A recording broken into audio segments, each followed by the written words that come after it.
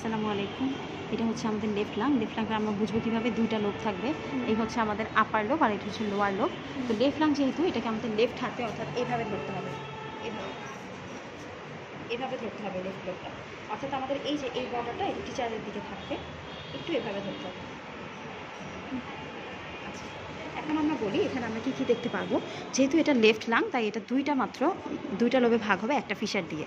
তো এটা হচ্ছে আমাদের আপার, এটা হচ্ছে লোয়ার। আপারের মধ্যে এখানে আছে এপিকাল, এটা হচ্ছে অ্যান্টেরিয়ার, এটা হচ্ছে পোস্টেরিয়ার। এখানে থাকবে সুপেরিয়ার, এখানে থাকবে হচ্ছে অ্যান্টেরিয়ার, পোস্টেরিয়ার, এটা হচ্ছে ল্যাটারাল, আর এর পাশে থাকবে হচ্ছে মিডিয়াল।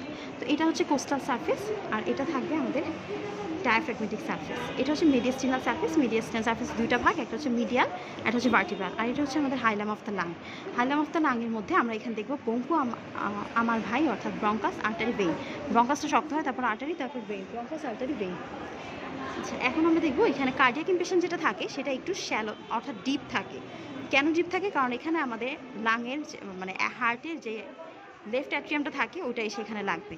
তো এটা হচ্ছে একটু ডিপ থাকে due to the presence of atrium of the heart. এই জন্য লেফট অ্যাট্রিয়াম অফ দ্য হার্টের জন্য এটার ইয়েটা একটু ডিপ হয়।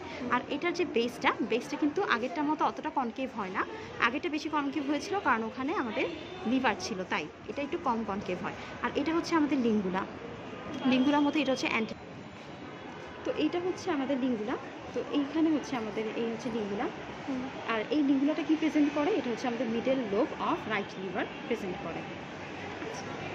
তো এই ছিল আমাদের লেফট লাংয়ের ভিডিও, আশা করি সবাই বুঝতে পেরেছি। আর এটা হচ্ছে আমাদের লিব, এখানে হচ্ছে ফার্স্ট লিভের ইমপ্রেশন থাকে। এখন আসি এদিকে কি থাকবে। এদিকে যদি ইমপ্রেশন থাকে, এটা হচ্ছে